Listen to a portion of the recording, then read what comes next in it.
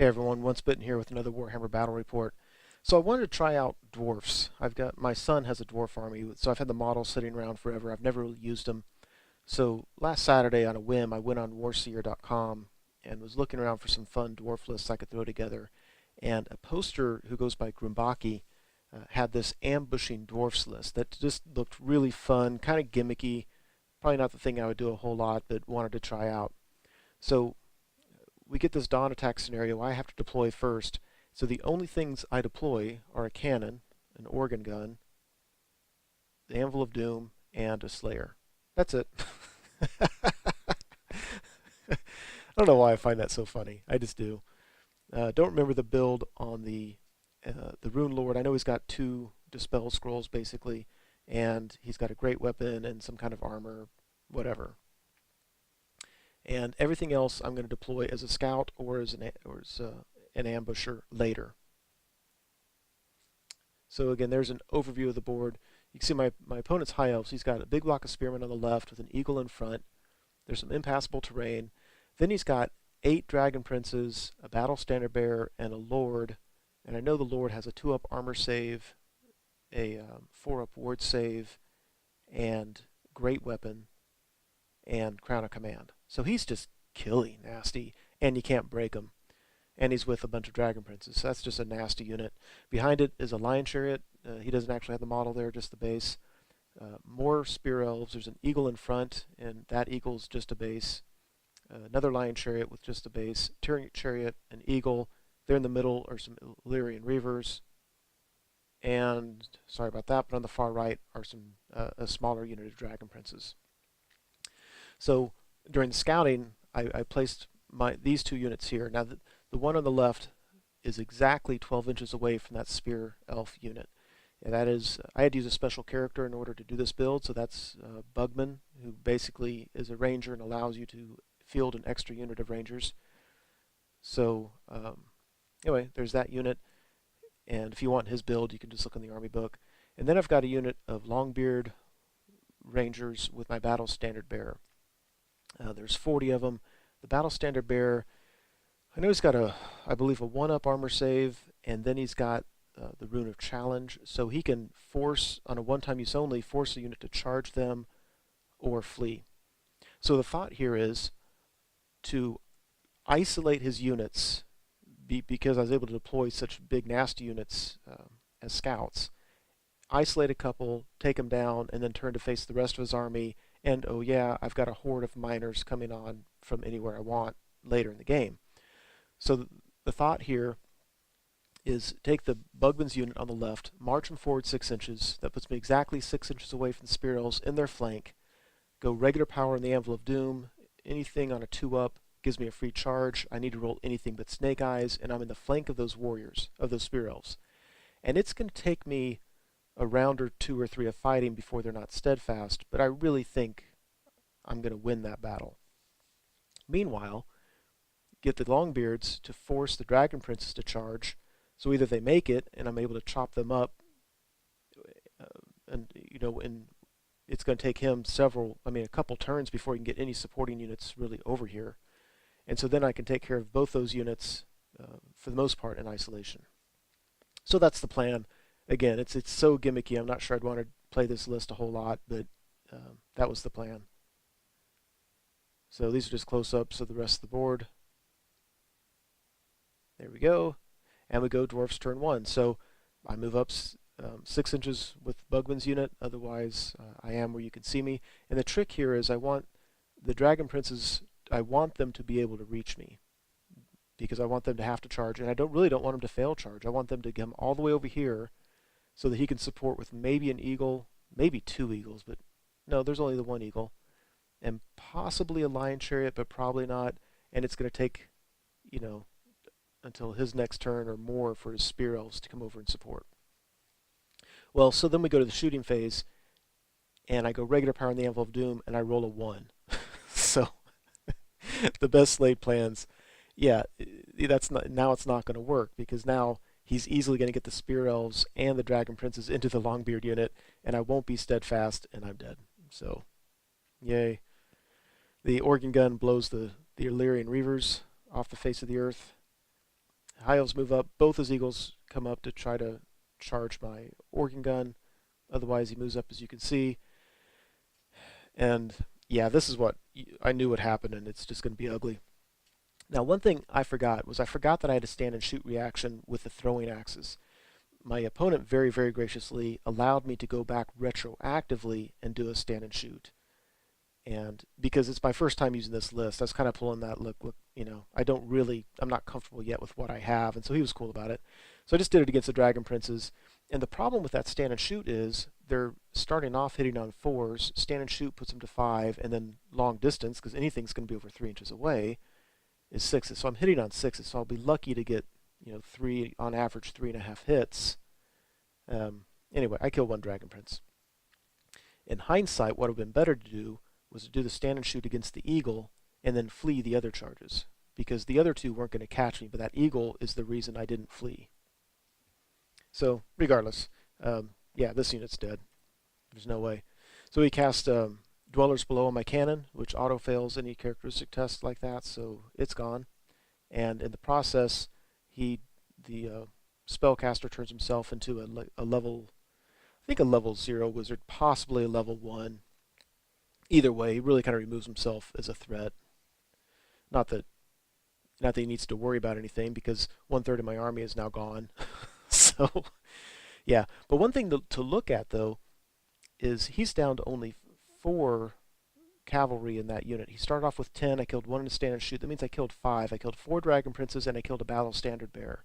Those Longbeards really, really held up well, able to kill that tough cavalry unit.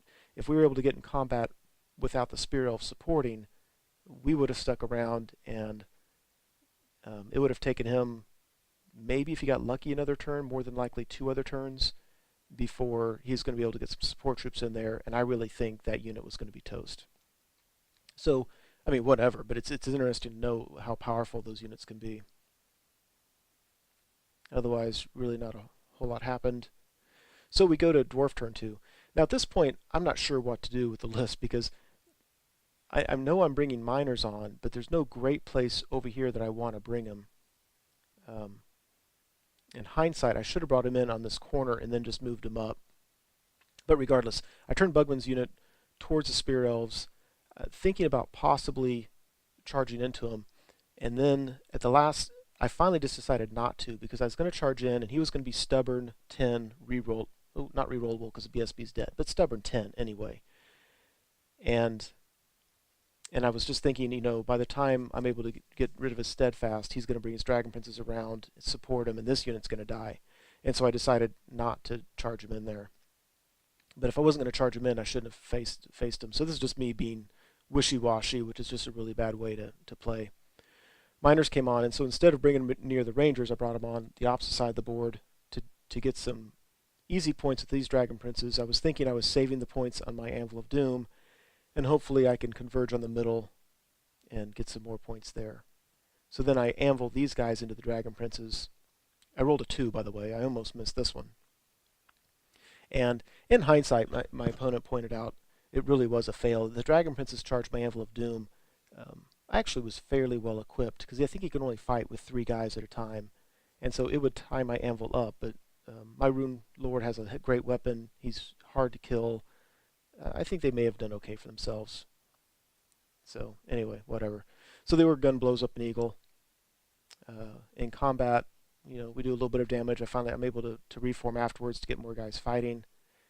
And we go to High Elf turn 2. Spear Elves turn to face me as General joins the unit. They're now stubborn 10, regardless of anything. Eagle charges my organ gun. When I see that, I'm not worried about it. The problem is it's so hard to wound these eagles, because they're toughness 4 against strength 3. So anyway, nothing's happening over here. I've got that stupid Slayer in the lower right. I just forgot about him. He's just sitting around doing nothing. So during the magic phase, he blows up again. I forgot what spell he was trying for. I think Flesh to Stone is the only one he has left. Anyway, so now the wizard actually has a wound on him. Kind of funny. Miners chop up the Dragon Princes and turn towards the middle. And I put 1 wound on the eagle. It puts 1 wound on a crew, wins by 1 because he charged, and I fail my stubborn 9. Yeah, it was great, guys. Way to go. So that's after the fights. Dark Elf. Dwarf turn 3. I move the miners up as much as they can go, which is not much. Now over here, I certainly decide I do not want to go into the face of that spearman unit with his general there. So now I turn towards the eagle, and then anvil them into a charge in the eagle. And now I'm using that impassable terrain as a shield. I'm basically just trying to preserve points with these guys unless I can get a matchup that I like, which I don't expect to be able to do. So he turns his spear elves to try to face me to hopefully get a charge at some point. Over here, he's backing up, not wanting to get in a fight with these miners. And my guess is he doesn't want to get in a fight with them unless he can bring, 2 or 3 chariots to bear. And can't fault him for that, to bring 3 chariots and a spear elf. So he's just backing up. Plus, another thing is, oh no, the chariots are over here. He knows he's got the game won if he doesn't do anything stupid. So he's mainly just avoiding the miners, which just shows what a dumb mistake it was on my part to bring him in way over there. Anyway, so I march and anvil this unit around the impassable terrain so that his spear elves can't charge me. I don't care if his dragon princes charge me. Yeah, otherwise the board just looks like that.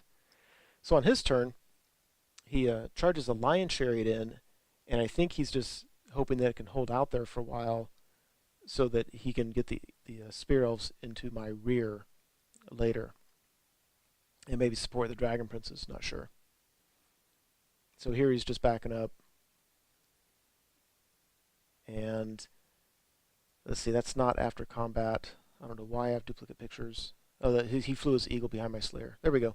Okay, so after combat, his lion chariot is down to 1 wound, and my bugman has a wound on him, and that was unfortunate. I don't know if that was bad luck. I don't know what the odds were, but I was hoping to kill the chariot, reform towards the dragon princes, so that on my turn I could declare a charge into their flank. If he fled, I could anvil them into another charge and chase him right off the board, and in the process get away from the spear elves. So that would have gone a long way towards evening up this game a little bit. But I couldn't put the last wound on that chariot. So on Dwarf turn 5, those miners are still uselessly trying to run across the battlefield because their general is absolutely stupid. Yeah, so I kill the chariot, and I try to reform in a way that he is in my flank so that he can't charge me because he won't fit.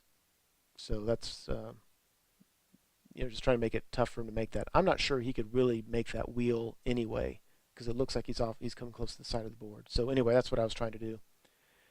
So what he does instead, he moves his general out of the spear elf unit so they can make that wheel, joins the dragon prince unit, and now he's got me front and back cornered.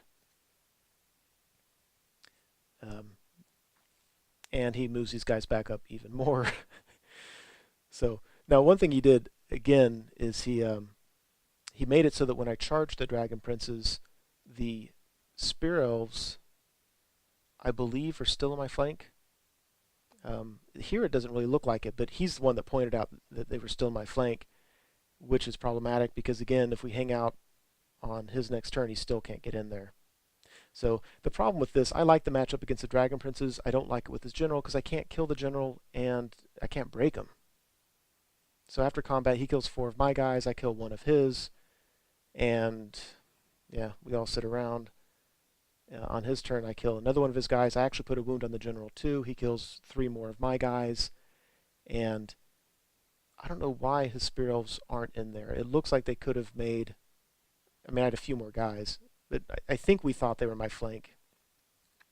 Whatever it was. So then we go, and really that's how the game ended. It's actually a real fast game. It was so gimmicky. It was kind of a one-trick pony. Either that my opening ploy worked or it didn't, and whatever. So I kind of had fun because it was so gimmicky. I couldn't tell if my opponent really liked it or not. In some ways it might have been a frustrating game. He really wasn't able to use a lot of his units, or Anyway.